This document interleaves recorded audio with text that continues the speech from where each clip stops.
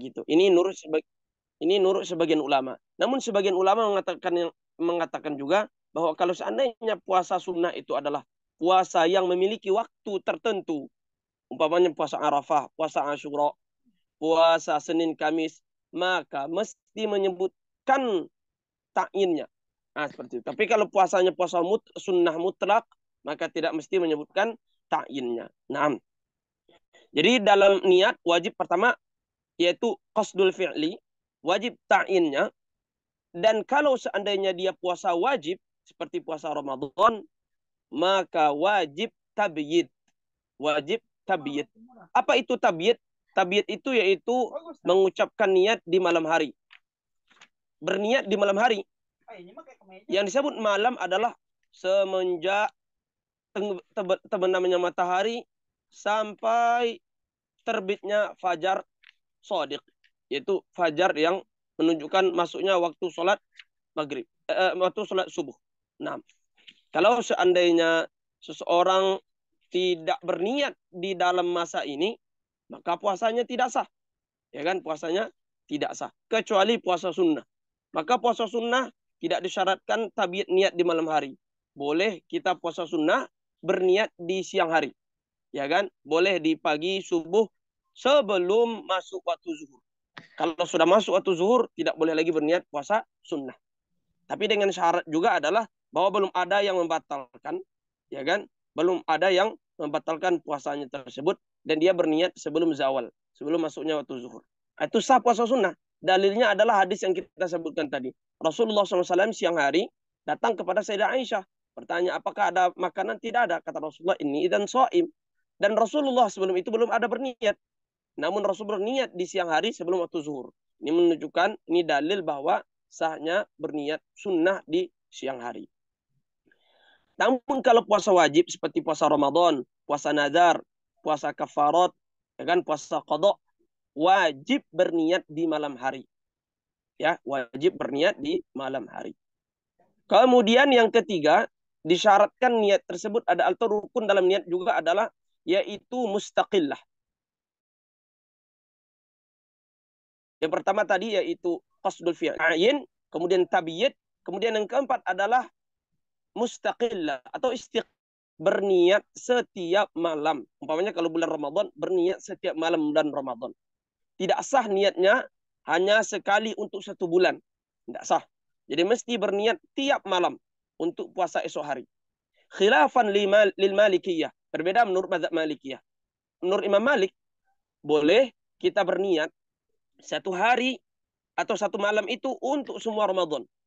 Di awal Ramadan kita berniat untuk puasa 30 hari atau sebulan penuh. Itu menurut mazhab Maliki sah. Namun tetap dianjurkan juga setiap malam menurut mereka. Namun sah kalau seandainya setiap 1 malam dirapel untuk semua malam Ramadan. Makanya para ulama kita kebanyakan mengutip pendapat-pendapat Imam Malik ini gunanya untuk ihtiyat. Maka mereka mengatakan kalau seandainya berada di awal bulan Ramadan, kita dianjurkan untuk berniat sebulan penuh. Ya Allah, saya berniat puasa Ramadan sebulan penuh. Seperti itu. Apa faedahnya? Yaitu supaya kalau seandainya kita lupa berniat di suatu malam, ya, maka puasa kita sah pada hari itu berdasarkan pendapat Imam Malik. Berarti kita taklid kepada Imam Malik. Makanya kata para ulama kita dianjurkan mengucapkan niat tersebut dengan kata-kata taqlidan lil Malik. Maka disebutkan nawaitu saum an jami'i ayyami Ramadan taqlidan lil Imam Malik. Ya Allah, saya berniat puasa bulan Ramadan sebulan penuh taklid kepada Imam Malik. Ini di awal Ramadan. Maka sah puasanya kalau seandainya lupa dia berniat di suatu hari pada hari itu. Namun kalau berdasarkan pendapat Mu'tamad mazhab Syafi'i juga tidak sah puasanya, tetap wajib dia mengqadha nanti. Namun kalau untuk taisir, hal-hal yang memudahkan untuk orang-orang awam, maka boleh pakai yang kedua ini dengan catatan mesti ditegaskan juga tiap malam wajib berniat, tiap malam wajib berniat. Dan itu lumrahnya kita amalkan, apalagi umpamanya ma'ruf di Indonesia, ya kan? Sebelum atau sesudah sholat tarawih kita berniat bareng-bareng bersama-sama. Nawaitu sauma ghadan. Dan ini adalah adat yang baik. Adat yang baik dan hasan dan yang patut untuk selalu dilazimkan. Nah, kemudian minimal niat itu adalah dengan kita katakan nawaitu sauma ghadin min Ramadan. Saya berniat puasa esok hari puasa Ramadan. Nah, itu dah sah. Namun sunnahnya seperti yang lazim kita ucapkan yaitu nawaitu sauma ghadin an ada'i fardi Ramadan hadhihi sanah lillahi ta'ala. Nah. Kemudian apakah disyaratkan niat itu tersendiri? Apa maksudnya tersendiri? Yaitu khusus umpamanya kita berdiam diri, kemudian melafazkan niat dalam hati atau berniat di dalam hati. Tidak. Tidak disyaratkan demikian. Maka kalau seandainya seorang dia makan sahur, dibangunkan temannya untuk makan sahur, ketika makan sahur ada terbesit di hatinya, besok akan menahan, besok ada puasa. Nah, seperti itu telah dianggap sebagai niat. Begitu juga umpamanya dia menahan makan dan minum menjelang waktu subuh. Khawatir akan batal puasanya dan terbayang besok puasa. Itu telah dianggap juga niat. Jadi tidak mesti niat itu khusus diam dia kemudian berniat dalam hati. Tidak mesti. Walaupun umpamanya hal itu terbayang atau terkhawatir di hatinya ketika melaksanakan suatu, ketika dia sahur dan yang lain. Nah, dan sah niat walaupun setelah dia berniat mengerjakan suatu yang membatalkan puasa. Umpamanya sekarang dia berniat. Setelah berniat, ya kan, dia makan. Atau setelah berniat, dia umpamanya kalau suami istri berhubung suami istri. Apakah setelah itu wajib mentajdid niat lagi? Jawabannya tidak wajib. Nah. Kemudian ini yang pertama, yaitu an-niyatu, wajibnya berniat. Yang kedua adalah tarkul muftirati atau al-mufattirati, meninggalkan hal-hal yang membatalkan puasa. Dan ini setelah ini kita bahas pada hal yang membatalkan puasa. Dan yang ketiga, rukun puasa adalah as-shaim, orang yang berpuasa. Kenapa dalam rukun puasa dibahas juga rukunnya itu orang berpuasa? Jawabannya adalah karena puasa itu amrun adami, perkara yang tidak ada bentuknya. Tampak enggak? Tahu enggak? Seseorang itu puasa enggak? Boleh jadi seorang itu karena enggak makan dia karena diet, karena dia memang enggak punya uang, karena banyak alasannya. Jadi puasa itu enggak tampak. Mana puasa itu enggak tampak. Tapi kalau sholat tampak. Mana? Itu orang sedang ruku. Itu orang sedang sujud. Tampak. Makanya dalam rukun sholat tidak disebutkan salah satu rukun sholat adalah al-musalli. Karena sholat adalah amrun wujudi. Perkara yang ada. Beda kalau seandainya jual beli dengan dengan puasa. Dia adalah amrun adami, tidak tampak kecuali kalau kita sebutkan. Maka disebutkan lebih baik disebutkan bahwa as-shaim salah satu rukun daripada rukun puasa. Nah. Kemudian beliau mengatakan qala syurutu sihhatis shaum, syarat-syarat sah puasa. Apa syarat sah puasa?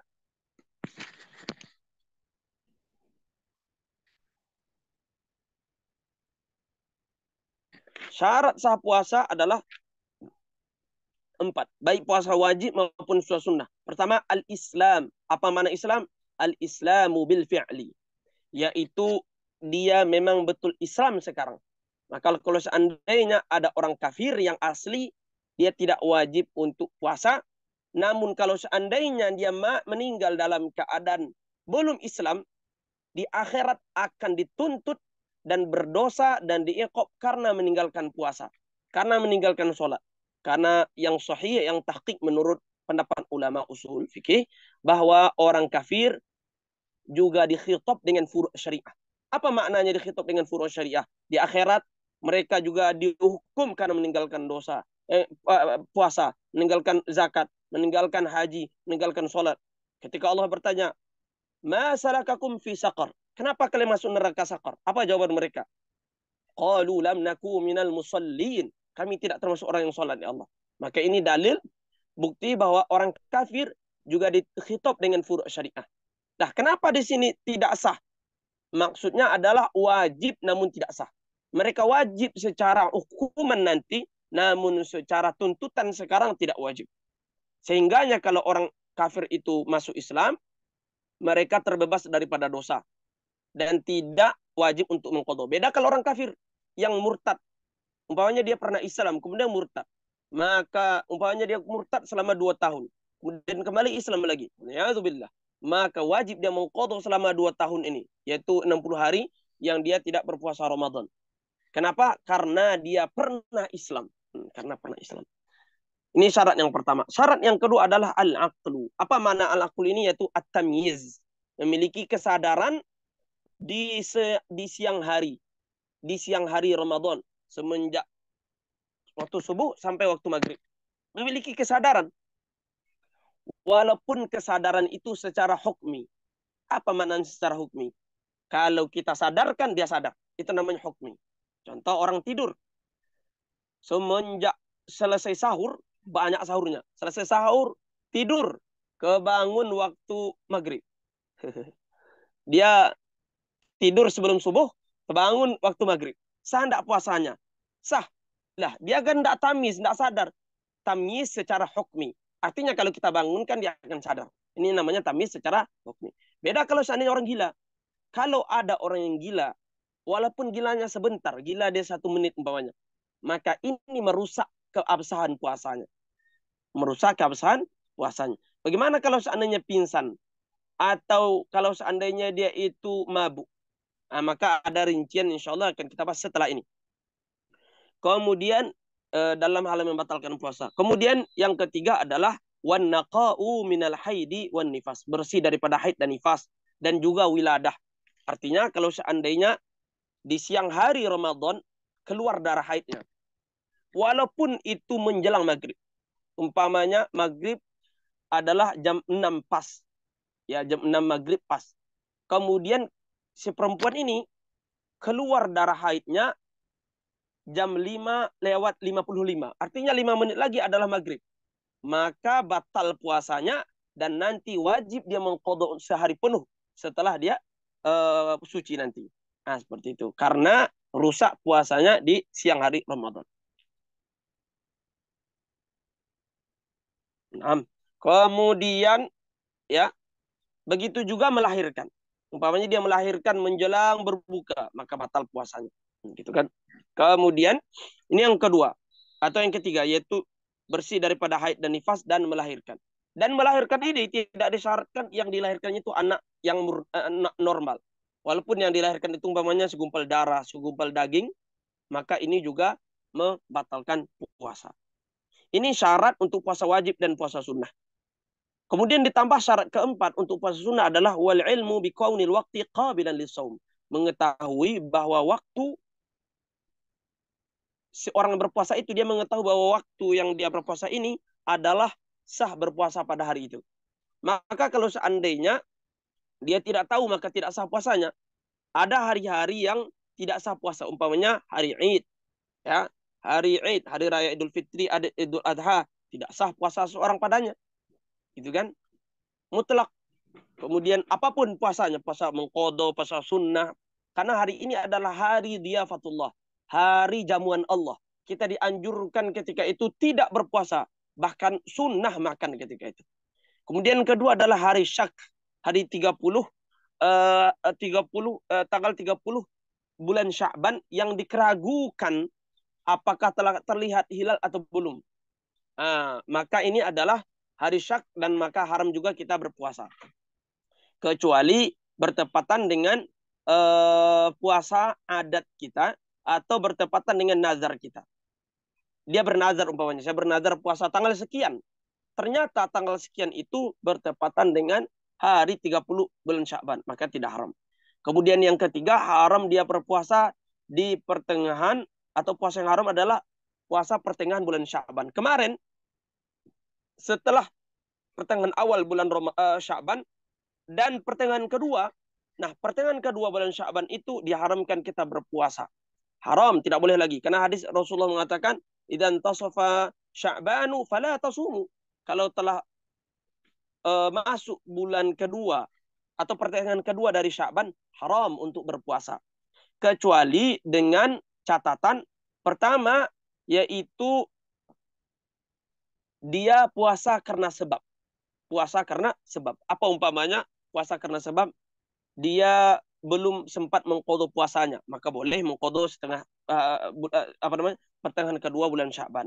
Atau umpamanya dia memiliki puasa sunnah, memiliki adat puasa sunnah. Dia biasa puasa Senin Kamis. Maka boleh dia puasa Senin Kamis setelah itu. Atau dia tidak punya adat, tidak punya kodok, tapi dia wisol, menyambung dengan hari ke-15. Sekarang 15 Sya'ban, boleh dia berpuasa. Maka kalau puasa 15 Sya'ban, boleh dia puasa tanggal 16.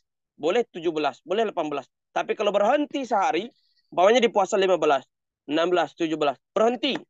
Berhenti dia 18 tidak puasa, maka 19 dan berikutnya tidak boleh lagi puasa.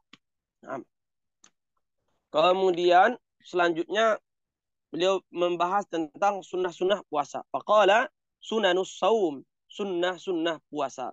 Sunanus saum kathiratun. Sunnah-sunnah puasa banyak sekali.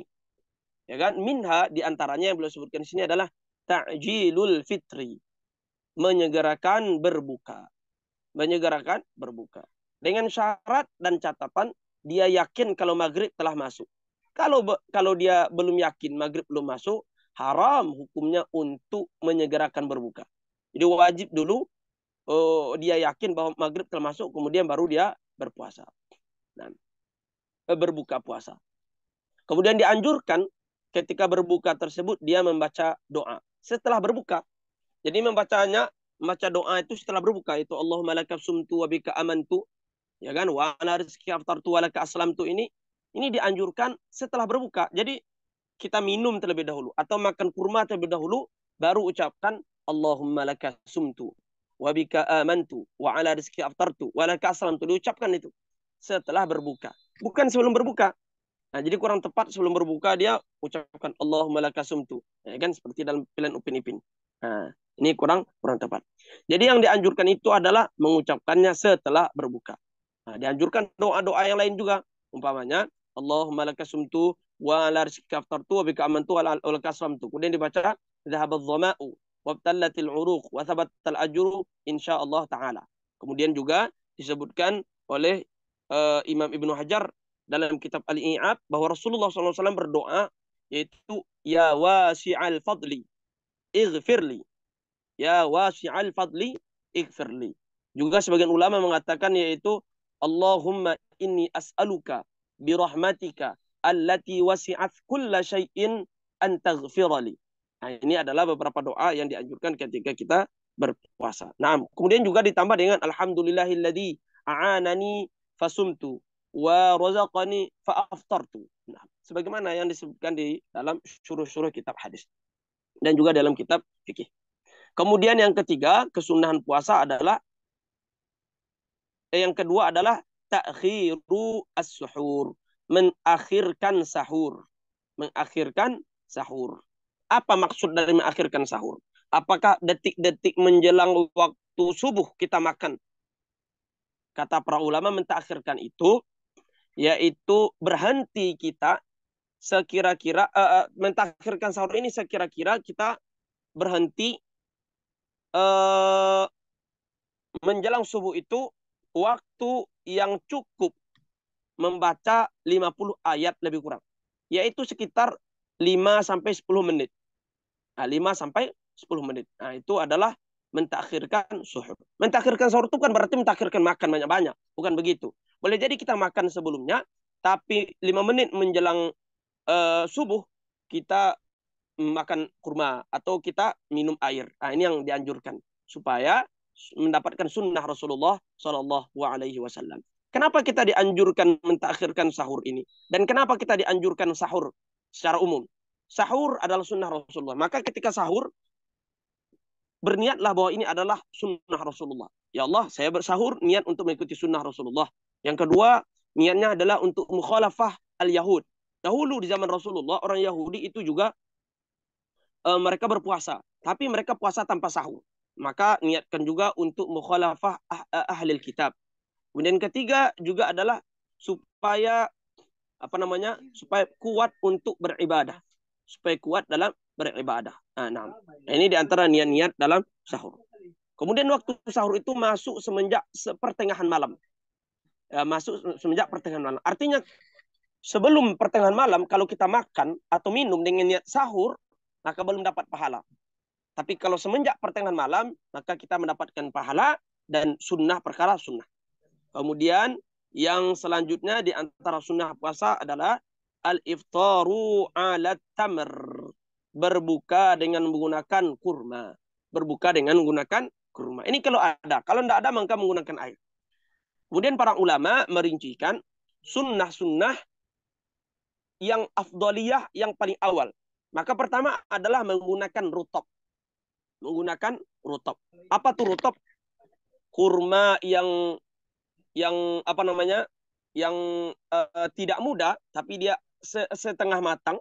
Itu kan kurma rutab. Kalau kawan-kawan melihat itu biasanya di apa namanya? Di apa namanya? Di kebun-kebun atau umpamanya di hadiqah melihat ada kurma yang sudah matang sudah matang di batangnya. Nah, ini namanya rutab. Itu setengah matang. Nah, ini namanya rutab. Kalau seandainya tidak punya rutab, setelah itu kesunahnya adalah dengan kurma ajwah. Itu kurma Rasulullah SAW yang berwarna hitam, pekat itu. Kurma ajwah, ajwatun Nabi SAW. Yang ketiga, menggunakan tamar. Kurma biasa yang kita kenal, yang warna coklat. Atau apa namanya, kurma yang telah dikeringkan. Ini namanya tamar. Kalau seandainya tidak tamar, maka yang keempat, yang paling afdol juga setelah itu adalah al-busur. Kurma muda. Yang masih muda itu, yang masih ada air itu. Kurma muda. Kemudian kalau seandainya tidak ada itu, maka sunnah yang kelima adalah menggunakan air zam-zam.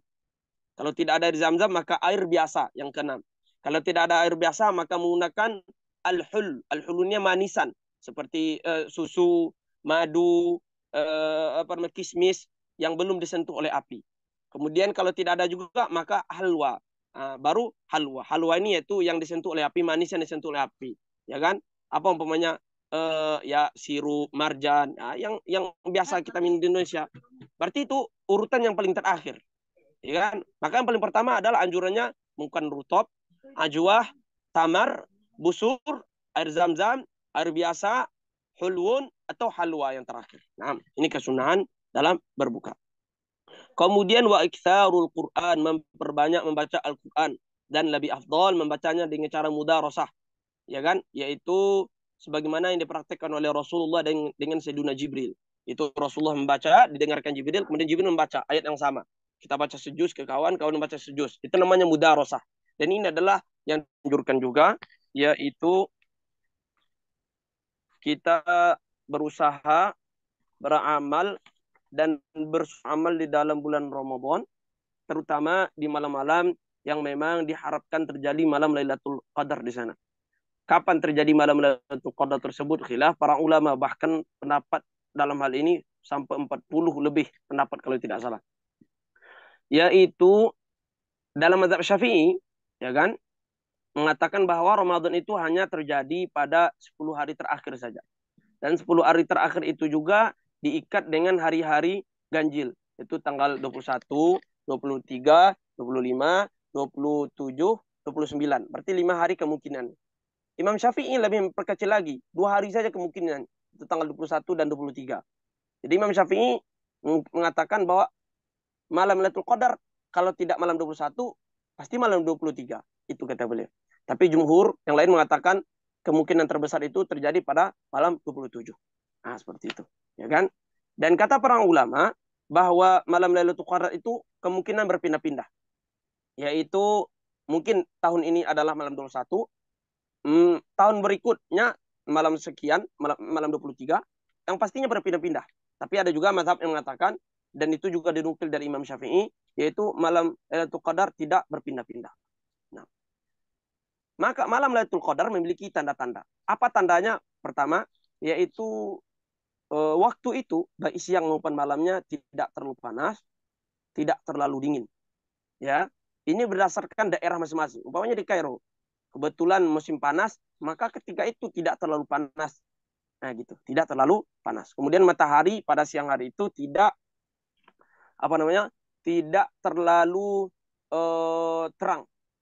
Nah, kata para ulama karena banyaknya malaikat yang bolak-balik ya dari atas langit sehingga menghalangi cahaya matahari atau membuat redup cahaya matahari. Kemudian pada malam hari itu Ya kan? Malam yang penuh rahmat. Malam yang penuh rahmat, maka dianjurkan kita menghidupkannya. Minimal orang yang mendapatkan Lailatul Qadar itu minimal dia sholat subuh dan sholat isya secara berjamaah. Tentu lebih afdalnya menghidupkan malam itu secara penuh dengan sholat, membaca Al-Quran, zikir, sholawat kepada Nabi SAW dan seterusnya. Ya kan?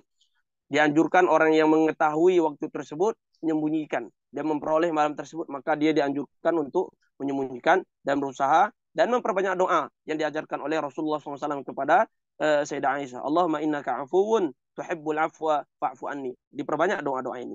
Nah, kemudian sampai-sampai para ulama, Imam Ibnu Adlan mengatakan tidak ada pada malam hari itu satu tempat pun melainkan ada malaikat. Coba bayangkan saking agungnya. Seluruh tempat di muka bumi itu diisi oleh malaikat. Begitu kan? Karena malam ini adalah malam yang terbaik. Malam yang ditetapkan semua qadar. Namanya Lailatul Qadar. Nah, gitu kan? Maka tidak ada tempat melainkan malam hari itu diisi oleh para malaikat. Kecuali tempat-tempat yang memang tidak malaikat di sana. Umpamanya tempat yang ada najis. Tempat yang disyirikatkan Allah di sana. Tempat umpamanya disembah selain Allah di sana, begitu kan, tempat peribadatan agama yang lain, maka malaikat tidak ada di sana. Selain pada itu ada malaikat di kamar kita, dimanapun, di jalan, dimanapun ada malaikat. Saking agungnya sampai-sampai setiap orang bisa musafahah dengan malaikat pada malam hari itu, kata Imam Ibnu Adlan. Dan di antara ciri-ciri orang yang dimusafahah oleh malaikat adalah bahwa hatinya lembut dan mau mengeluarkan air mata pada malam hari itu dan menangis dan kulitnya merinding. Nah, seperti itu. Nah, kemudian selanjutnya makruhatu as-shaum, hal-hal yang dimerakukan pada ketika kita berpuasa. Kathiratun, banyak sekali, yaitu fil madmadah wal istinsyaq. Ketika kita berwudu pada bulan, tetap dianjurkan masuk ke dalam mulut dan hidung. Jawabannya tetap dianjurkan. Namun tidak dianjurkan mubalaghah, yaitu berkumur-kumur dengan mengguncang di mulut atau menghirup ke dalam. Tidak dianjurkan mubalaghah. Kalau selain di hari puasa dianjurkan mubalaghah, yaitu berkumur kemudian mengeluarkannya. Ketika puasa tidak dianjurkan. Maka dimasukkan sedikit kan dikeluarkan. Kalau seandainya ketika puasa kita berkumur-kumur dengan terlalu berlebihan, ketelan airnya, ini batal puasanya. Tapi kalau hanya sekedar masukkan ke mulut kemudian mengeluarkan dan ternyata ketelan, ini tidak batal. Kenapa? Karena kita melaksanakan sesuai dengan anjuran syariat saja. Nah, tapi kalau berlebihan, ini telah tidak dianjurkan oleh syariat. Mubalaghah. Kalau seandainya ketelan, maka batal puasanya. Yang kedua, makruh, yaitu dzauqut ta'am, mencicipi makanan. Itu makruh. Nah, gitu. Ya kan? Nah, pergi ke dapur, cicipi makanan. Cicipi. Dengan syarat tidak ada ain yang masuk. Hanya rasa saja. Kalau ada ain yang masuk, ini batal. Batal puasa. Begitu kan? Kecuali bagi orang yang memang butuh dia untuk mencicipinya. Nah, gitu. Contohnya ibu-ibu, itu kan, ada istri kita mencicipi. Ini banyak orang mau makan nanti. Dicicipi sedikit. Cicipi di depan ya, yang tidak ada ainnya. Jangan kuah itu pula diginikan. Nah, ini membatalkan. Tapi dicicipi. Yaitu rasanya, tidak ada ainnya, asarnya yang sampai. Kalau ainnya yang sampai ke dalam, ini membatalkan. Rasa kuahnya ke sini, umpamanya. Nah, itu batal. Tapi kalau rasa saja, rasa itu kan di lidah. Rasa itu bukan di kerongkongan, tapi di lidah. Nah, maka tidak masalah. Nah. Kemudian yang ketiga, wal hijamah. Yaitu berbekam. Berbekam atau membekam. Hukumnya makruh kalau tidak ada kebutuhan dan bagi orang yang lemah badannya. Badannya lemah. Kalau di sekarang orang puasa diambil lagi darahnya tambah lemah lah. Karena dengan ambil darah itu tambah lemah, maka makruh hukumnya karena membuat kita semakin lemah. Tapi kalau seandainya badan dia kuat, ambil darah sebanyak apapun santai aja, maka tidak makruh bagi dia. Atau ada hajah kebutuhan, yaitu untuk berobat dan harus mesti sekarang di siang bulan Ramadan, maka itu tidak makruh. Kemudian yang selanjutnya yaitu wa madghu nahwil ki, yaitu mengunyah apa ya, al-ilki ini seperti yang dikatakan oleh sebagian permen karet, bukan. Kalau permen karet itu batal sama sekali. Sudah batal. Kenapa? Karena permen karet itu ada gulanya, ada sesuatu yang pasti masuk ke dalam tenggorokan kita. Ya, al-ilki ini sama seperti karet lah. karet yang murni, tidak ada campuran sama sekali, maka mengunyah-ngunyah itu makruh. Kemudian mubtilatus shaum, hal-hal yang membatalkan puasa. Apa saja yang membatalkan puasa? Ahada asyara, ada 11 perkara. Yang pertama, dukhulu ainin ila ma yusamma jaufan. Masuknya ain kepada sesuatu yang disebut dengan jauf. Ain, apa tuh ain? Ain itu ya zat sesuatu. Maka kalau seandainya yang masuk itu adalah berupa asar, berupa bau, tidak masalah. Tercium bau harum makanan, tercium bau harum parfum, tidak masalah. Walaupun kalau seandainya sengaja kita melakukan itu, mencium-cium tersebut, hukumnya makruh. Karena dimakruhkan kita mencium bau-bau yang harum ketika berpuasa. Maka ketika puasa tidak dianjurkan kita memakai parfum. Bahkan sekalipun pergi sholat Jumat tidak dianjurkan memakai parfum. Nah, jadi masuknya ain, ya masuknya ain dengan cara sengaja dan dalam keadaan mengetahui itu haram dan pilihan sendiri kepada sesuatu yang disebut dengan jauf. Jadi ada beberapa qaid di sini. Ain, kalau bukan ain maka tidak wajib, tidak membatalkan puasa. Bagaimana kalau dengan asap rokok, Ustaz? Asap rokok itu ain. Nah, gitu. Asap rokok itu termasuk ain. Kalau seandainya kita aktif. Tapi kalau pasif, kita lewat kepada di jalan, kemudian ada orang merokok. Nah, gitu. Kemudian kecium baunya, itu tidak masalah. Tapi kalau sengaja menghirup asap rokok, itu namanya merokok. Maka batal puasanya. Kata para ulama, karena dia akan menimbulkan efek ain, warna hitam di dalam. Maka itu adalah yang disebut ain, maka membatalkan puasa. Tapi kalau asap bukhur, tidak masalah. Bukhur, ya, asap-asap harum-harum membukhur, tidak masalah. Bahkan kalaupun dengan sengaja. Nah,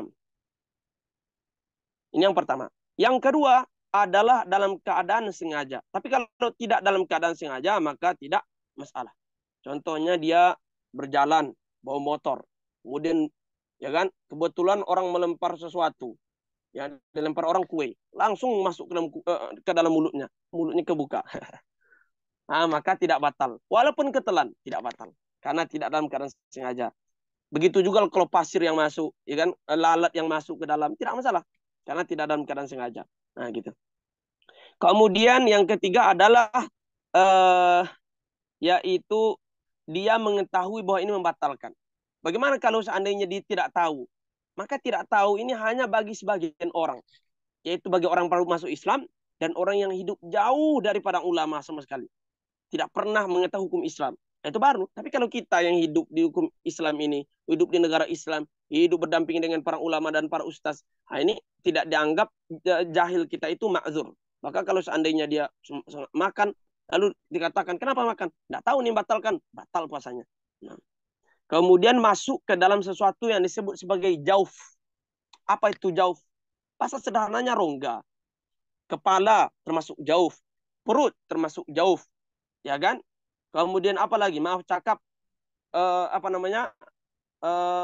bahagian atau dalam daripada kemaluan kita, itu adalah jauf. Maka kalau seandainya masuk sesuatu kepada jauf, dari sesuatu rongga yang terbuka, dari pintu yang terbuka, maka itu membatalkan puasa. Apa saja umpamanya? Telinga, hidung, tenggorokan, ya kan? Maaf cakap, kubul dan dubur. Maka kalau masuk sesuatu kepadanya, maka membatalkan. Ya kan? Kalau seandainya mulut, tidak. Mulut itu bagian zahir. Maka bagian zahir dari satu sisi dan bagian batin dari satu sisi. Apa contohnya bagian batin di sana? Yaitu air ludah. Jadi kalau air ludah, dia kita telan. Menelan air ludah. Tidak masalah. Bahkan kalau seandainya dikumpulkannya air ludah selama 1 jam, penuh mulutnya dengan air ludah. Ini ditelannya. Gimana rasanya itu? Maka ini tidak batal. Ya, tidak batal. Kenapa? Karena dia dihitung bagian batin masuk ke batin juga. Tapi kalau air ludah, coba perhatikan. Air ludah itu ditaruhnya di bibirnya nih. Bibir bagian luar. Ditaruhnya di bagian luar. Kemudian dihisapnya ke dalam lagi. Sampai ketelan. Maka batal puasanya. Karena dia telah keluar ke zahir, kemudian ditelan ke batin. Ini batal puasanya. Beda hal kalau seandainya dikumpulkannya di lidah. Maaf. Dikumpulkan di lidah, kemudian lidah dikeluarkannya seperti ini. Lidah keluar seperti ini. Dan air ludah itu berada di luar mulut dia. tapi masih dalam lidah, kemudian ditelan ke dalam, maka tidak batal. Ya, tidak batal. Maka menelan ludah tidak batal dengan syarat lidah itu belum keluar. Kemudian kedua, lidah murni. Air ludah murni. Tapi kalau udah bercampur dengan darah, ada gusinya berdarah, kemudian bisa diludahkan tapi dia tetap menelannya. Atau umpamanya ada sisa-sisa makanan, nah gitu, sisa sahur, kemudian ketelan sama sesuatu itu yang harusnya bisa dikeluarkan. Tapi kalau tidak mampu mengeluarkannya, tidak batal. Yang ketiga adalah ludah dia sendiri. Tapi kalau ludah orang lain pula yang dimakannya atau yang ditelannya, batal ini. Nah gitu kan. Gimana pula ludah orang lain? Boleh jadi umpamanya dia sebelum sahur ciuman dengan istrinya. Nah gitu kan. Itu kan udah istrinya. Kemudian ditelannya, maka ini membatalkan puasanya karena tidak murni lidah air ludahnya. Bagaimana kalau seandainya dahak? Nah gitu kan, dahak atau lendir. Kalau seandainya dahak atau lendir, dia aslinya adalah berasal dari batin. Dia berasal dari arah bagian di sini, bagian kepala atas ini, bagian di sini, atau bagian dekat leher ke bawah ini. Jadi itu tempat daripada lendir. Kalau seandainya lendir itu keluar dan masih di bagian yang batin, maka tidak masalah. Tapi kalau sudah keluar ke bagian zahir dan mampu kita keluarkan, tetap kita telan, maka batal. Apa maksud bagian zahir dan batin ini? Tenggorokan yang kita istilahkan dengan al-halqu, itu kan dalam ilmu tajwid kan punya bahagian-bahagian makhraj huruf yang ada di sana. Ada namanya aqsal halqi, yang paling dalam, ha dan a. Kalau kita ucapkan sekarang ha dan a, itu kan keluar hurufnya dari bagian paling dalam, paling pangkal, yang disebut dengan aqsal halqi, ha dan a.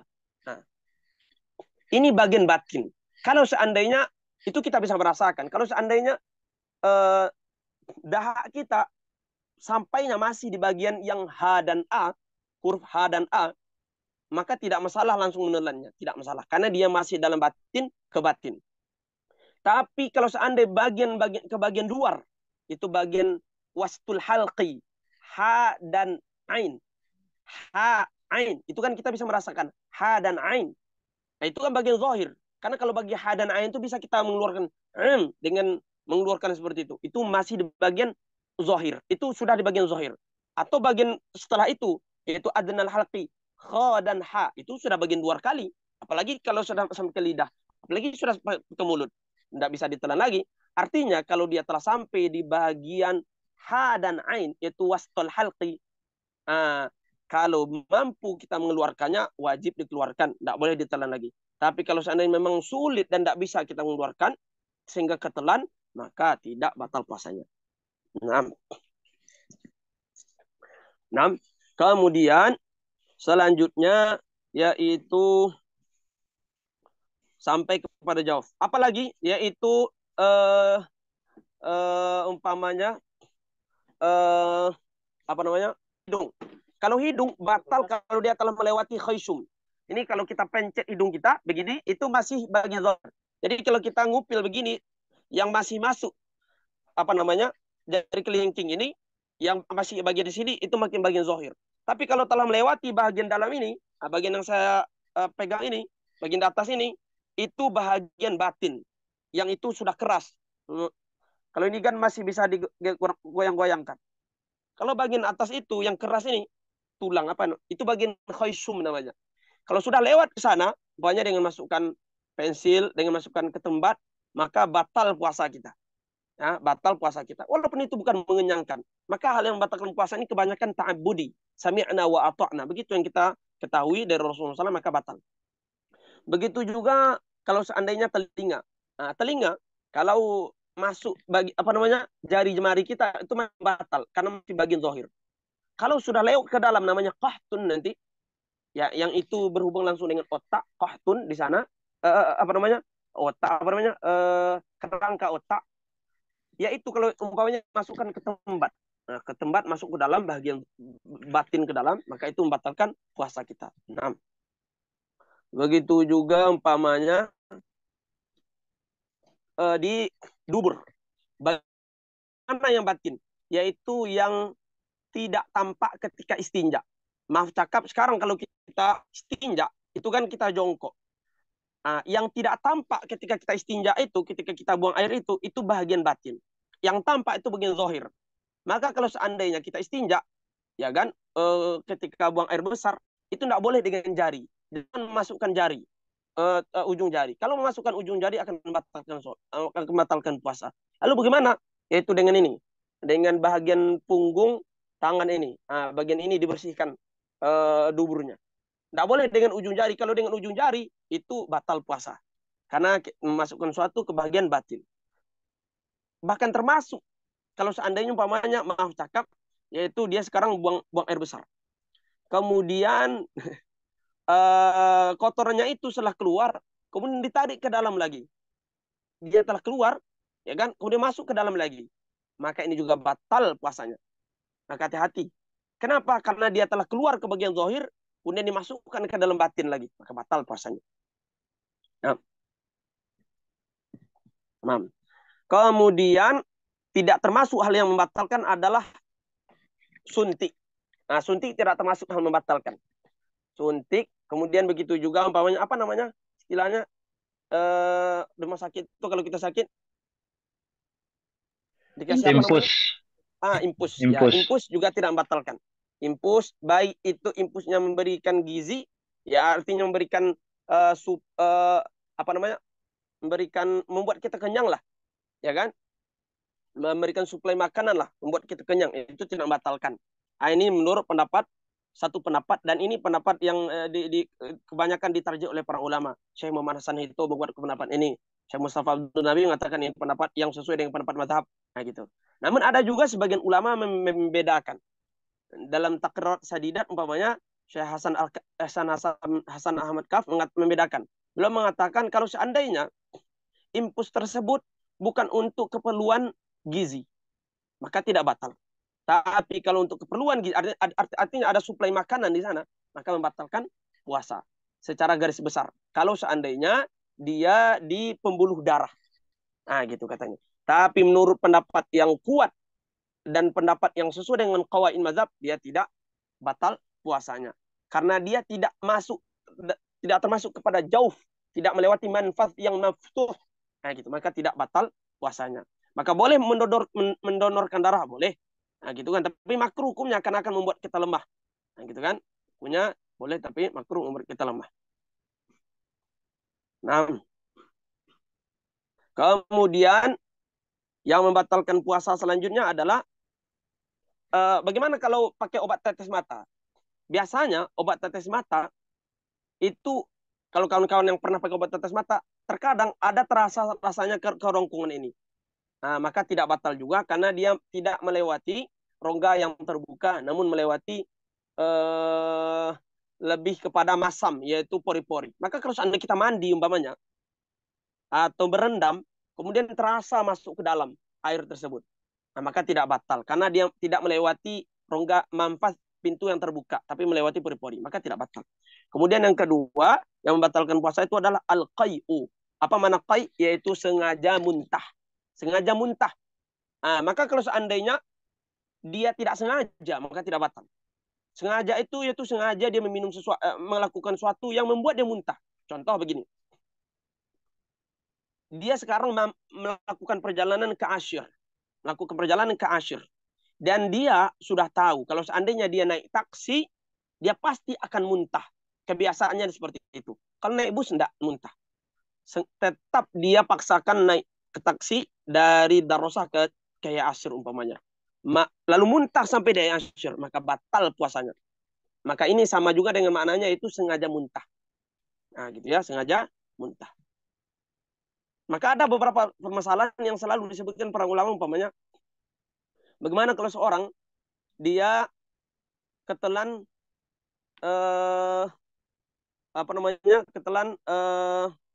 benang ketelan, kemudian sebahagian masih ada di mulutnya, sebagian sudah ada di dalam, dan masuk waktu subuh. Kalau ditarik keluar berarti mengeluarkan sesuatu dari dalam, batal. Kalau telan ke dalam berarti memakan sesuatu, berarti batal. Dua-duanya sama-sama batal. Kira-kira gimana jalan keluarnya? Yaitu suruh dia kawan kita itu tidur, kemudian kita yang dalam keadaan sadar menariknya. Berarti dia dikeluarkan dalam keadaan tidak sadar. Nah, berarti muntah atau mengeluarkan sesuatu dari batin dalam keadaan tidak sadar, maka tidak batal. Nah, seperti itu. Maka kalau seandainya sesuatu tadi tidak membatalkan puasa, itu tidak membatalkan puasa selama seperti itu. Umpamanya gitu kan, benang tersebut masih di dalam kerongkongannya, kemudian sebagian di mulutnya. Ini tidak batal puasa. Artinya selama itu sampai maghrib tidak batal puasa. Kecuali kalau ditarik atau ditelan, ini batal puasa. Namun dia membatalkan sholat. Lah kenapa? Karena bagian zahir ini kan berhubungan dengan bagian batin. Sedangkan bagian batin nanti umpamanya sampai ke dalam, dia telah berjumpa dengan umpamanya isi perut atau dengan darah dengan yang lainnya yang adalah najis. Jadi bagian di sini sudah najis di sini. Berarti berhubungan sesuatu zahir dengan najis. Sedangkan sholat kita tidak boleh berhubung dengan sesuatu yang najis. Batal puasanya, batal sholatnya, namun tidak batal puasanya. Maka caranya tadi adalah suruh kawan kita tidur, kemudian kita buka mulutnya, kita tarik. Nah, gitu. Itu tidak batal.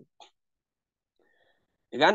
Kemudian yang membatalkan puasa lagi adalah al-jima', yaitu berjima'. Apa makna jima' ini? Memasukkan idkhol, memasukkan hasyafah, yaitu kepala zakarnya, semuanya ke dalam kemaluan yang asli, baik kubul maupun dubur, baik manusia maupun bukan manusia. Di apa namanya? Waliyadzubillah, umpamanya dia masukkan kemaluannya ke dalam kemaluan hewan, batal puasanya. Ya kan? Dia masukkan kemaluannya ke dalam kemaluan istrinya, namun tidak semua hasyafah, baru separuh hasyafahnya. Hasyafah ini rasul zakar ya, kepala zakar. Baru setengahnya. Maka tidak batal puasanya. Semuanya baru batal. Nah, gitu. Jadi tidak disyaratkan keluar mani. Baik keluar mani apapun tidak, asalkan dia telah memasukkan semua kepala zakarnya, maka ini membatalkan puasanya. Dengan syarat idkhol ya. Tapi kalau seandainya dia tidak bersengaja memasukkan, umpamanya maaf cakap, perempuan ya kan istrinya itu yang berada di atas dan sengaja istri itu yang memasukkan kemaluan dia ke dalam kemaluan istrinya.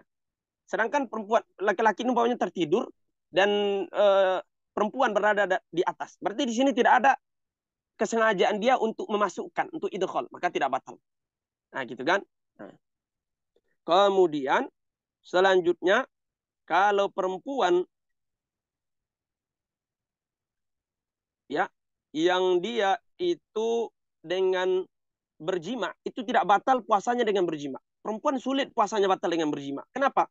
Perempuan kalau seandainya telah dimasukkan umpamanya hasyafah ke dalam kemaluannya, berarti telah masuk sesuatu yang zahir ke dalam batin. Maka telah batal di awal, yaitu dengan masuk zahir kepada batin. Kemudian setelah itu baru batal dengan sebab berjima. Nah, seperti itu. Maka nanti kalau seandainya suami istri berhubungan di siang hari Ramadan, yang wajib membayar kafarat hanya suami. Karena dia yang berjima. Kalau perempuan tidak. Perempuan puasa dia telah batal, yaitu dengan masuk sesuatu kepada bagian batin. Kemudian baru berjima. Nah, seperti itu. Berarti puasa dia batal bukan berjima. Bukan karena jima, tapi karena masuknya sesuatu kepada bagian batin dia. Nah, gitu. Kemudian yang keempat, batal juga puasa dengan khurujul mani bi mubasyaratin. Batalnya keluarnya mani dengan mubasyarah, dengan syahwat. Mubasyarah dengan syahwat. Ciuman umpamanya, ya kan? Kemudian keluar maninya. Maka ini membatalkan puasa. Nah, cium istri umpamanya dengan kemudian keluar maninya, kemudian batal puasa. Tapi keluar mani ini ada rinciannya. Pertama, kalau seandainya istimna, apa mana istimna? Talabu khurujil mani. Sengaja dia memaksakan untuk keluar mani. Ya onani. Baik itu adalah halal maupun haram. Umpamanya dengan tangan dia sendiri, batal puasa. Atau halal, umpamanya dengan tangan istrinya. Maka ini sama-sama membatalkan puasa. Sama-sama membatalkan puasa. Ini yang pertama. Atau dia tidak dengan tangan. Terserah. Yang penting sengaja dia memaksakan diri untuk mengeluarkan mani. Nah, seperti itu. Maka membatalkan puasa. Yang kedua, yang yaitu keluar mani tapi tidak dengan kesengajaan. Lalu keluar mani. Bagaimana? Umpamanya dia mencium istrinya, lalu dia dari awal tidak ada keinginan inzal, mengeluarkan mani, imna. Namun ternyata keluar maninya. Nah, maka ini rincian oleh para ulama. Apa rinciannya? Ada dua. Pertama, yang disentuhnya itu. Jadi yang disebut dengan mubasyarah di sini maknanya menyentuh, mencium, memeluk, Nah, gitu kan? Membatalkan puasa dengan keluar mani dengan syarat dan catatan tertentu. Maka rinciannya pertama adalah ada kalanya yang kita sentuh, yang kita cium, atau yang kita peluk itu adalah sesuatu yang tidak bersyahwat sesuatu yang tidak disyahwati secara normal. Apa yang tidak disyahwati secara normal? Umpamanya yaitu laki-laki, kita nyentuh laki-laki. Itu kan keluar maninya. Ini bahaya juga nih penyakit. Keluar maninya. Atau menjumpai sesuatu benda atau tangan perempuan yang terputus. Kemudian keluar maninya dengan menyentuhnya. Dengan syahwat pula. Tidak batal puasanya. Kenapa? Karena yang disentuhnya adalah sesuatu yang tidak disyahwati secara normal. Maka tidak batal puasanya. Yang kedua adalah yang disentuhnya atau yang diciumnya atau yang dipeluknya adalah sesuatu yang disyahwati secara normal. Baik mahram maupun bukan mahramnya. Maka rinciannya kalau seandainya dia menyentuh bukan mahramnya. Siapa bukan mahram? Istrinya umpamanya. Orang lain. Maka batal puasanya dengan keluar mani dengan catatan tanpa pembatas. Tanpa pembatas. Umpamanya dia cium, pegang, dipeluk istrinya tanpa pembatas. Bersentuhan kulit dia dengan kulit istrinya tanpa pembatas. Walaupun tidak dengan syahwat. Lalu keluar maninya, batal puasanya. Bagaimana kalau yang disentuh, dicium, atau dipeluk itu umpamanya mahram dia sendiri. Maka batal puasa dengan keluar mani ini dengan dua syarat. Yaitu tanpa batas dan dengan syahwat. Kalau istri tadi atau orang lain tadi tidak disyaratkan adanya syahwat. Nah, gitu kan. Kemudian bagaimana kalau seandainya dengan nazar? Maka tidak batal syahwat karena tidak ada menyentuh di sana. Tidak ada memegang, dia melihat sesuatu umpamanya. Kemudian keluar maninya, tidak batal puasanya. Atau dia berpikir terhadap sesuatu, menghayalkan jima. Kemudian keluar maninya, tidak batal puasanya. Nah, gitu ya. Tidak batal puasanya secara mutlak menurut Imam Romli. Nah, gitu. Menurut Imam Ibnu Hajar. Tapi menurut Imam Romli beliau rinci. Kalau seorang itu telah memiliki adat, biasanya kalau seandainya dia melihat hal-hal yang berbau syahwat, akan keluar maninya. Dan sengaja tetap dia lihat. Berarti sama dengan istimna itu. Sama dengan dia akan mengeluarkan mani. Maka batal puasanya menurut Ibnu Hajar. Menurut Imam Romli. Tapi menurut Imam Hajar tidak. Walaupun demikian tidak batal puasanya. Nah, kemudian ma'al amdi dalam keadaan sengaja, ikhtiar dan pilihan sendiri wal ilmi bitahrimi fil kulli, mengetahui bahwa itu haram. Kemudian yang kelima yaitu wal jununu walau lahadzah, dan gila walaupun sebentar. Gila walaupun sebentar. Nah, seperti yang kita jelaskan tadi. Wasukru wal igma in ta'adda bihima walau lahzatan au amma jami'an nahar. Mabuk dan pingsan kalau seandainya dia sengaja sekalipun sebentar atau dia mengumumi semua siang. Nah, maka kalau seandainya seorang mabuk di siang hari atau pingsan di siang hari Ramadan, maka rinciannya ada 3. Yang pertama, kalau seandainya sengaja dia membuat dia mabuk, tahu minum ini adalah minum yang memabukkan. Sengaja dia minum waktu sahur. Dan mabuknya itu atau pingsannya itu menghabiskan siang hari, yaitu dari subuh sampai maghrib. Maka ittifaq para ulama batal puasanya. Yang kedua, kalau dia tidak sengaja dan tidak menghabisi semua siang, umpamanya dia tidak tahu ini memabukkan. Kemudian dia mabuk sampai waktu zuhur saja, maka tidak batal puasanya secara ittifaq. Yang ketiga, sengaja membuat dia mabuk atau sengaja membuat dia pingsan, tapi hanya sebentar, umpamanya sampai jam 10, ya kan, siang. Artinya tidak menghabisi siang hari atau sampai zuhur, sampai asar. Tidak sampai maghrib. Maka dalam ini batal juga menurut pendapat Imam Ibnu Hajar sebagaimana dalam kitab Tuhfatul Muhtaj, dan tidak batal menurut Imam Romli, ya kan? Pendapat Imam Ibnu Hajar lebih kuat di sini kata Syekh Mustafa Abdul Nabi. Nah, kemudian yang ke-8, 9, ke-10 yaitu ar-riddatu wal haidu wan nifas. Murtad, haid dan nifas ini membatalkan puasa. Dan 11 yang terakhir adalah al-wiladah, melahirkan, batalkan puasa. Kalau orang yang sengaja membatalkan puasa di siang hari Ramadan atau dia lupa berniat di malam hari bulan Ramadan, maka wajib dia menahan puasa sampai akhir maghrib. Sekarang umpamanya dia lupa berniat di malam hari. Kemudian diingatkan kawannya dan baru sadar baru setelah subuh. Maka wajib dia menahan sampai maghrib, tapi wajib nanti mengqadha bagi dia. Begitu juga umpamanya orang yang apa namanya, orang yang sengaja membatalkan puasa, sengaja makan, kemudian setelah diperingatkan dia berhenti makan, maka wajib juga dia menahan sampai maghrib nanti, dan wajib dia untuk mengqadha juga. Nah, ada yang selanjutnya itu sunnah bagi dia menahan, tidak wajib. Sunnah siang hari itu menahan. Contohnya adalah seseorang yang sampai dalam keadaan safar itu, dia safar sekarang. Kemudian sampai di negerinya atau di daerah mukimnya waktu siang. Kita safar sekarang umpamanya, sampai di Indonesia itu waktu zuhur. Berarti kita safar sudah dari malamnya sampai umpamanya rumah kita umpamanya enggaklah di Ciputat. Sampai di Ciputat waktu zuhur, maka sunnah menahan sampai maghrib. Begitu juga orang yang berhenti darah haidnya atau darah nifasnya di siang hari, berhenti jam 10, berhenti jam 11, sunnah menahan sampai maghrib. Nah, gitu ya. Begitu juga orang yang sehat dan sehat apa namanya, orang yang sehat di siang hari. Umpamanya dia sakit dari sejak malam sehingga tidak puasa, namun siang hari sehat dia jam 10 dan jam 11. Nah, sunnah menahan sampai maghrib. Ya, sampai maghrib. Begitu juga orang kafir yang Islam di pertengahan hari, sunnah dia menahan sampai malam. Nah, sampai maghrib. Beda kalau murtad. Kalau murtad dan kembali kepada Islam di siang hari, wajib menahan sampai maghrib dan nanti wajib untuk mengqadhanya. Kemudian ada beberapa tambih lagi, yaitu orang yang bagi dia ketinggalan puasa Ramadan, maka ada rinciannya.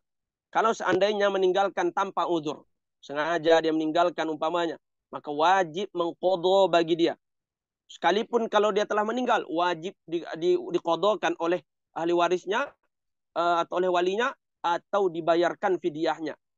Bagaimana kalau seandainya dia tak dengan uzur, umpamanya sakit, bapak kita sakit, tidak mampu puasa, maka kalau seandainya telah mungkin dia untuk mengqadha, tidak mungkin dia mengqadha langsung meninggal, nah, maka tidak wajib sama sekali. Setelah Ramadan wajib langsung meninggal, nah, maka tidak wajib mengqadha sama sekali. Atau umpamanya tetap sakit sampai dia meninggal, tidak wajib mengqadha sama sekali. Bagaimana kalau mungkin mengqadha dan belum diqadhanya? Maka bagi kita wajib untuk mengqadhakan puasa orang tua tersebut atau memberikan fidyah, dan mengqadha ini yang lebih utama. Nah, itu mungkin pembahasan kita pada kesempatan hari ini, dan itu mengakhiri pertemuan kita dalam sesi puasa atau hal-hal yang mengenai tentang puasa. Wallahu a'la wa a'lam. Saya mohon maaf atas segala khilafan dan kesalahan. Billahi taufik. Wassalamualaikum warahmatullahi wabarakatuh. Kalau ada pertanyaan daripada kawan-kawan sekalian, asatiz, tafadhol. Nah. Assalamualaikum warahmatullahi wabarakatuh. Baik, ada pertanyaan kawan-kawan? Silahkan ditanyakan.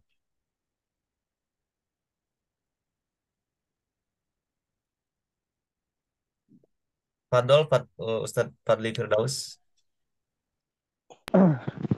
Tapi Halo, maaf sebelumnya, waktu Zoom kita sekarang ada 1 menit lagi. Nanti bakal otomatis kembali keluar nanti kalau ini masuk lagi ya. Ini 1 menit lagi. Mohon maaf. Fadol.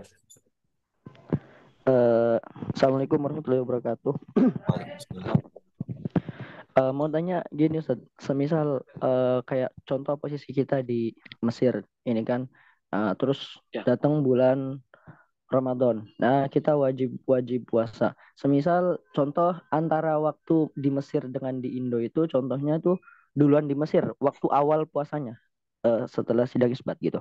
Nah, akan tetapi buat satu Syawalnya itu bareng di hari yang sama. Nah, semisal di posisi gini, kita di tengah-tengah hari di bulan Ramadan ini kita balik ke Indo. Nah, kalau semisal hitungannya kita kan puasa di Mesir. Kalau di Mesir kita puasa itu bakalan Kurang. 30 hari. Nah, kalau Lebih itu. iya di Indo kan cuma 29 hari. Nah, dari situ kita mau ambil yang mana? Apa ya? Ikut yang mana gitu. Ya. Waktu Paham. gimana Ustaz? Ya, Jadi apa namanya? Kalau kita melakukan safar ke suatu daerah, maka